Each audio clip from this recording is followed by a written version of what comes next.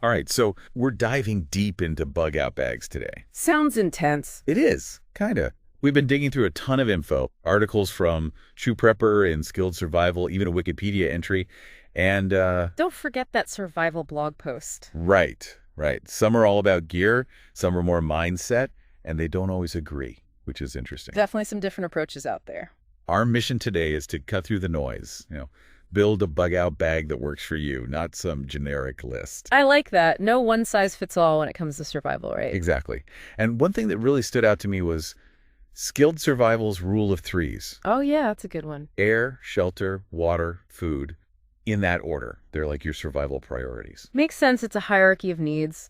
3 minutes without air, 3 hours exposed to the elements, 3 days without water. And 3 weeks without food. Yeah, I remember. Highlights what your body needs most in a crisis. But how does that play out in real life? Like, if you're in a scorching desert, wouldn't shelter be even more critical than water those first few hours? You're spot on. It's not set in stone and more like a starting point.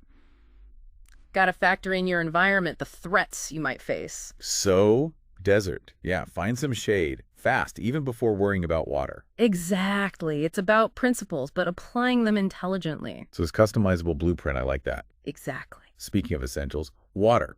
Every source screams about it, but True Prepper, they go deeper. Oh, they get into the weeds, don't they? Carrying versus treating water on the go, the whole debate. Hauling gallons of water is a nightmare. You'll be slow and exhausted. True Prepper loves that stainless steel water bottle. And I get why. Durable, you can boil in it. Won't melt over a fire like a plastic bottle, that's key. But wait, what about those fancy insulated bottles, the Yetis and such? I thought those were top tier. For everyday use, sure. But in a bug-out situation, the insulation works against you. Boiling water takes forever. So simple stainless steel is the way to go. Yep. And I love that True Prepper actually taste-tested different purification tablets. Practical, ND, considerate. Nobody wants to chug water that tastes like a swimming pool. Exactly. Got to think about the psychological factor. Bad tasting water. You won't drink enough. Disaster waiting to happen. Now, Skilled Survival, they lean more towards portable filters, like the Sawyer Mini.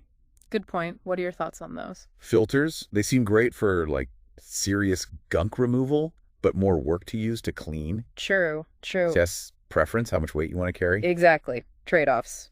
Short-term bug out. A tablet might do. Long haul. Filter could be a lifesaver. On to food. Not gourmet meals, I'm guessing. Nope. Calories and portability. Both True Prepper and Skilled Survival are on the same page there. Lightweight, high calorie, no cooking required. But then there's the big debate. Ration bars versus MREs, the ultimate bug-out food showdown. Tough one. Ration bars. Super compact, long shelf life, but they can taste like cardboard. You'd be forcing those down in a crisis. Exactly. Not exactly appetizing. Funny you say that. True Prepper actually mentions taste testing different ration bars. They're looking for palatable ones. Really? Well, if you can find some that don't offend your taste buds, that's a win. They seem to like Millennium bars. I think those were the ones. Huh. Interesting. But MREs, they're bulkier, pricier, BUT, a more satisfying meal, main course, sides, sometimes dessert. Morale boost in a tough situation. Can't beat that. Guess it depends on preference, budget, how long you think you'll need that bug out bag. That's the key. No right answer for everyone. Let's talk shelter. True Prepper goes minimalist, tarp, bivy sack, survival blanket. Smart, it's lightweight, covers the basics. Tarp for shelter, bivy for wind and water, survival blanket for warmth. But Skilled Survival throws in the tent hammock. More comfort, bug protection, still packable. Who doesn't love a hammock, right? Yeah. But they do acknowledge space limitations. If your bag's crammed, it's a tough fit. Again, priorities. Ultralight and minimal, or that extra comfort. I gotta admit, hammock under the stars sounds tempting. Can't argue with that. And clothing. Both articles super adamant about layering for different weather, durable materials that can take a beating. Absolutely. You don't want your clothes falling apart on you when you need them most. Some gear wrecks stood out. True Prepper loves darn tough socks.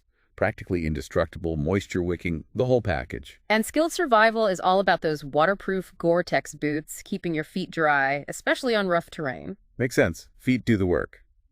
Okay, air, shelter, water, food. What's next on the bug out bag checklist? Fire. Essential skill. And our sources have some interesting takes on building a fire kit. True Prepper, they love redundancy. Lighter, waterproof matches, and a ferro rod, like triple the fire starting power. Thorough, that's for sure. Even if one method fails, you've got backup. Lighter's easiest, matches are reliable, ferro rod works even when wet. Skilled Survival, bit different. Matches or lighter primary, ferro rod as backup. More weight conscious, I guess. Redundancy is key, but gotta balance it with practicality. A heavy fire kit defeats the purpose. Right, so 2 methods or 3. Depends on your comfort level, maybe your fire starting skills. Exactly. If you're a ferro rod pro, maybe you don't need the extra matches. It's about knowing your skills, choosing the tools that give you confidence. I like that. Confidence in your gear is huge. Speaking of redundancy, navigation. Both sources, maps, and compass, even with all the GPS tech we have nowadays. And they're right. Batteries die, electronics fail, signals drop. Map and compass, always reliable. Plus, there's something satisfying about navigating the old-fashioned way, like a lost art. True Prepper even has a tip about getting free local maps online or from your state's transportation department. Easy. All right, got to address the elephant in the room. Self-defense. Yeah, this one can get a little tricky. Skilled survival is pretty upfront. Knives, pepper spray, even firearms. But they stress training, legal awareness. This is where personal context, comfort level really come into play. Some folks are comfortable with a firearm, others prefer non-lethal options. And regardless of what you use, training is crucial. Knowing how to use it safely, effectively, understanding the legal consequences. It's not about being paranoid or aggressive. It's about being prepared, protecting yourself, your loved ones. Let's shift gears. Hygiene and sanitation. Not glamorous, but True Prepper dedicates a whole section to it. Essential. Easy to focus on the big stuff, but hygiene, sanitation, crucial for staying healthy. Especially when clean water and facilities are scarce, right? Oh. What kind of challenges are we talking here? Think about it. Waste disposal in a crisis. Hand washing when water's limited. It's not pretty. True Prepper's got some interesting suggestions. Hand sanitizer, soap, wet wipes, even a portable bidet. Not the most exciting gear, but trust me, you'll be thanking them later. Nobody wants to be that person. Okay, hygiene, definitely worth prioritizing. All right, first aid. Both sources recommend starting with a basic kit, then adding trauma components as you learn. True Prepper mentions My Medic kits, pre-assembled, tailored to different needs, and they talk about Jace case for emergency prescriptions. Oh, good point. Especially for folks who rely on meds, having an emergency supply is a lifesaver. First aid isn't just patching up wounds, it's managing pain, preventing infection, staying healthy in a stressful, potentially unsanitary environment. Okay, here's something I hadn't really thought about. Documents. True Prepper says pack copies of ID, insurance cards, emergency contacts, even financial records. Why so important? Chaos hits, having those things can be crucial. Proof of identity, medical care, even proving your own property. And cash. Like we said before, electronic payments might not work. Cash is king in a crisis. Absolutely. So we've covered a lot. Rule of threes, hygiene, documents, the works. But a bug-out bag isn't just a checklist. It's personal. So no one size fits all, even after all this. Definitely not. It's about creating your own survival toolkit tailored to you. And we'll dive into that more in just a bit. So yeah, it's all about making that bug-out bag work for you, not just some generic checklist. Skilled survival really hits on that personalization aspect. They talk about swapping out gear based on the season, your health, even packing a few things that boost your morale. What do you think about that? I love that. It's easy to get caught up in the practicalities, But a small, meaningful item, it can make a huge difference mentally and emotionally, like a little piece of home you carry with you. Totally. Imagine hunkering down in some makeshift shelter, feeling exhausted and uncertain, pulling out a photo of loved ones or a little memento. It reminds you what you're holding on to, what you're fighting for. It's like packing hope, right? So we've spent a good chunk of time on True Prepper and skilled survival, but we also have that Wikipedia entry and the survival blog. What caught your eye in those? The Wikipedia entry, it's interesting because it zooms out, gives us a bigger picture of survival kits historically. Turns out the bug-out bag, it's not a new idea at all. It's part of this long tradition of preparedness and self-reliance. So you're not just being paranoid, we're tapping into some ancient human instinct, huh? Exactly. It's in our DNA to be prepared for the unexpected. What about that survival blog? Any nuggets of wisdom there? That one's super practical. They boil everything down to the top 20 essential items for an emergency kit. Great for cutting through the clutter and focusing on the absolute must-haves. I bet that's a relief for people who get overwhelmed by those massive bug-out bag lists with hundreds of items, right? Totally. This blog post, it strips away all the specialized stuff and goes back to basics. Water, shelter, first aid, communication. A solid foundation to build upon. Back to True Prepper for a sec. They have a whole section on gear for specific scenarios. It's like they're saying, okay, you've got the basics down. Now let's fine-tune things based on where you live and what you might face. Right, this is where it gets really interesting. You got to start thinking about those specific threats, like hurricanes, earthquakes, extreme winter weather. Each one calls for a slightly different approach. And they really go deep on those scenarios. For hurricane-prone areas, they recommend a hand crank weather radio, extra batteries, waterproof bag for documents. Smart thinking. And if you're in earthquake territory, they emphasize sturdy shoes for navigating debris, a dust mask for protection, even a wrench to shut off utilities if needed. Makes sense. Where I live, it's the winters that can get brutal. They recommend extra layers of clothing, hand and foot warmers, a sleeping bag rated for sub-freezing temps. They even suggest rock salt or kitty litter for traction on icy surfaces. Never thought of that. See, it's all about anticipating those unique challenges. Okay, gear is one thing, but what about having a plan? Like a step-by-step guide for what to do when disaster strikes? Oh, absolutely. True Prepper gives you a basic emergency plan template, but they're clear that you need to customize it for your family and situation. So it's not just about grabbing your bug-out bag and running. Nope. Having a plan reduces stress, confusion. Instead of panicking, you can refer to your plan and take action. What are the key things to include in a good emergency plan? Evacuation routes, meeting points, communication strategies, designated roles for each family member. Think of it as your family's playbook for handling a crisis. So it's not just about knowing where to go, but also how you'll communicate, who's responsible for what, how you'll find each other if you get separated. Exactly. Bringing order to the chaos. We've talked a lot about the physical side of prepping, but what about the mental and emotional side? I feel like that gets overlooked sometimes. Huge point. Skilled survival touches on it, but it's worth emphasizing. Facing a disaster, it can be traumatic, stressful. Mental and emotional preparedness is just as important as having the right gear. So how do you prepare for that? It seems a lot harder than packing a first aid kit. It starts with accepting that things can go wrong, right? Not living in fear, but acknowledging the possibility and figuring out how you'll cope. So balance, realism without letting fear take over. Exactly. And a big part of that is building resilience, healthy coping mechanisms for stress, mindfulness techniques, having a support network of friends and family you can rely on. Skilled survival also talks about staying positive.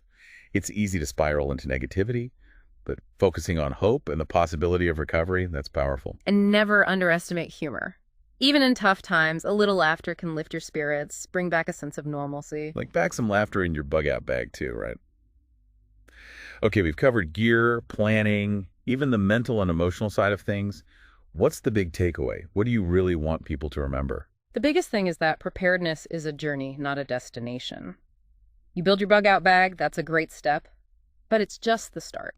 So it's not like you check a box and you're done. Nope. It's about constantly learning, adapting, getting better, staying curious, finding new information, pushing yourself to grow.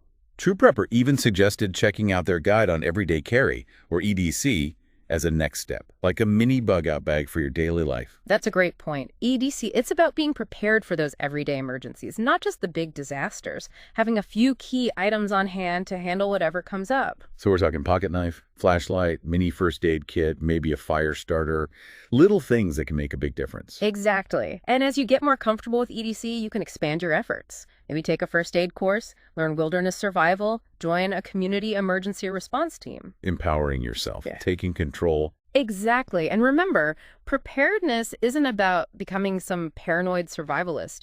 It's about taking responsibility for yourself, for your loved ones.